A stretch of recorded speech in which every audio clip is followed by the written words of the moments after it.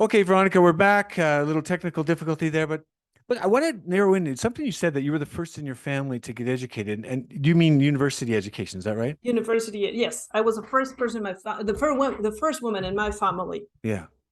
to go to Do you university. come a long line of women in your family, or is it you? Yeah, I come from a long line of strong women in my family, Yeah. and but they didn't have the opportunity, and it was not something you do at that time, right? In Mexico, like women will not go to university. Very few will go to university in that time. It will be more technical careers, Yeah. if you will, that women will be doing. I worked in the middle Central Asia with for 2 years with the World Bank, and one of the education I don't know who some of the thought leaders in the World Bank tends to hire a lot of thought leaders in different sectors, but in education, one of the persons, the individuals, I can't remember the name, said, you know that poverty in most countries in India and Pakistan, and said access to education to women would help reduce poverty because what it Yes. does, it educates them.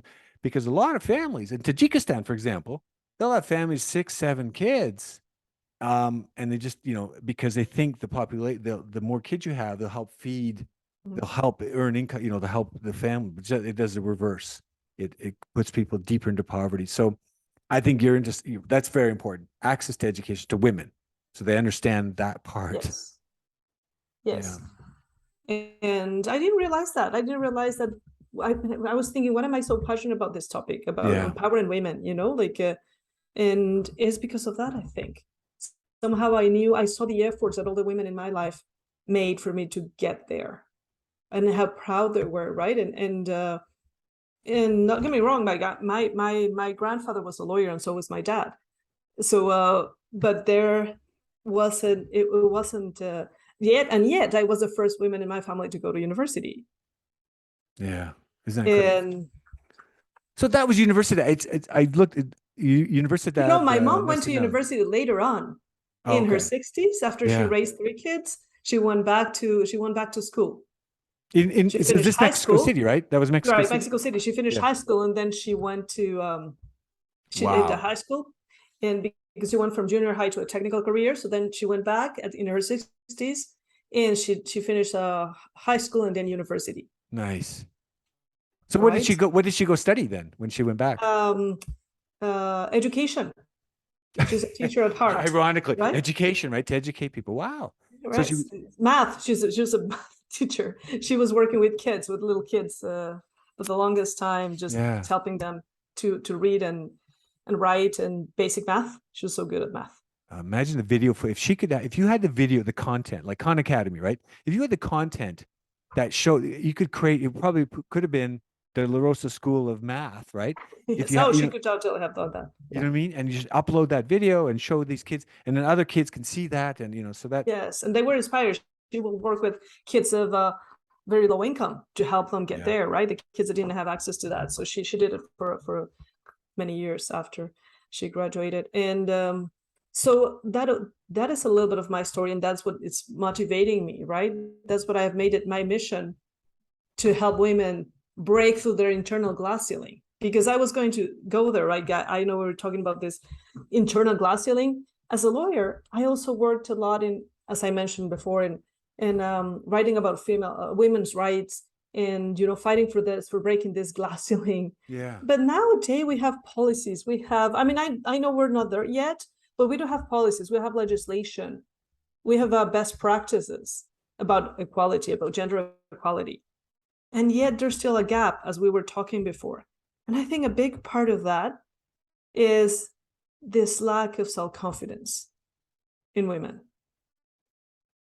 Well, I mean, it's probably there's preconceived notions. It's going back to, whether the man or the woman or who's the best fit for the job, right? And so, like I think it's important for you to, for young girls, STEM, and talking to people.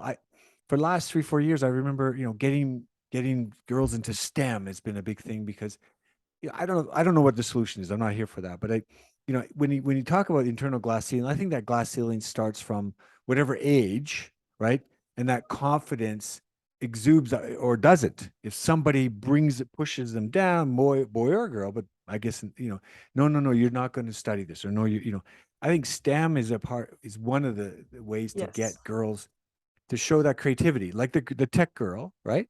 Right. And And you just mentioned that it is about finding the best fit for the job, right? Whether it's a man or a woman. yeah, But also what is true is that women get out there less, right? So they have less chances to be taken into account for that job because they hesitate more in applying for a promotion. They hesitate more in I mean, so you are helping. speaking in the boardroom, right? Like they hesitate more because Yeah. they have more self-doubt. They have more imposter syndrome.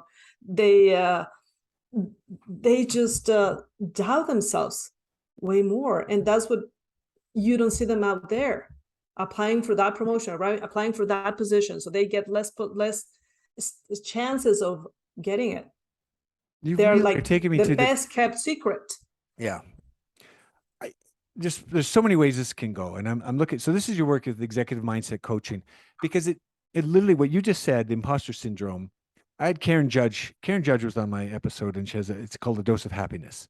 Mhm. And Karen has a studio in Bankers Hall, or she did have, and it was about teaching people about mental health and mental wellness and happiness. Karen didn't have a degree or certification. She just went and did it. 10 years of research, understanding people, the moods that make people happy or whatever. So it just, there's that barrier as well to have a certificate. I don't have it. I mentioned earlier about the woman not being able to get into the French schools because she didn't have a Mhm. local certification versus coming from France. But people went out and did it. Sounds like you've created something to remove that glass ceiling. So it's not even a door anymore. It's just an open, oh, hi, versus the trying to smash the ceiling or try to get through that certificate, wave it. Because even then, the Right. certificate's not enough. The imposter syndrome still might not be enough. So what Yes. do you do? Yeah, go ahead. Sorry. No, sorry, I interrupted you. So in terms of the work with executive mindset, are you working with leaders, young girls, what I mean? What level and who are you working I with? work with emerging leaders. I want to create that executive mindset coaching, right? Like, executive mindset with them. And I like working with emerging leaders because there's a lot of highly educated, capable, experienced women that are not where they want to be. There's something holding them back. And what is holding them back most of the time is this imposter syndrome, right? That keeps you telling you that you're not good enough. Or the self-sabotage that is keeping you in your comfort zone. Or that self-doubt that doesn't allow you to go after what you really want. And I know it firsthand, believe me. I know that voice that's telling you that you're good enough, or that fear of taking risks that's keeping you in your comfort zone, even though you know you don't want to be there anymore, right? Or doubting yourself and your abilities and your skills, and that preventing you to go where you really want to be. Well, this is where I really think it'd be value for listeners to talk about some of your stories. Not today, I mean, for time permitting, but I believe we should continue this dialogue. And, Dr. Veronica, Dr. De La Rosa, I think there's an important message here that can have longevity. So for the listeners out there, let's stay tuned. I think we're going to figure this out and how we Yes, can bring some of those stories to life. We can crash through the glass ceiling. We can bring those emerging leaders so that they are leaders.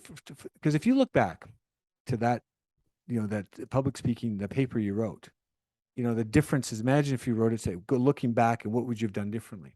So talking to some of your leaders that have emerged already, like I think there's something there, and I'd like to explore that further and really bring out some of those examples to help others.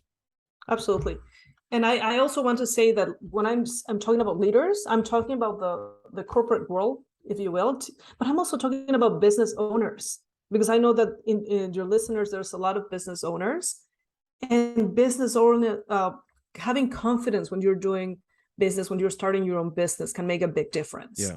Can make a big difference for you to be out there, for you to sell more, right? For you to really make people believe in your idea, your project, your product.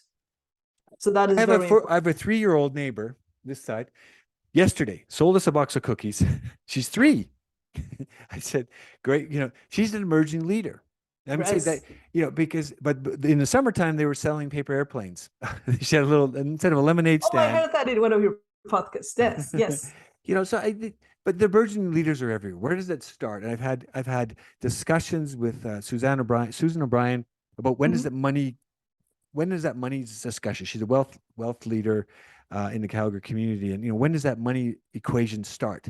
It starts with when the first thing they download the app and say, "Mom, Dad, can I pay for these skins or these Mhm. farm whatever it is, these farm animals."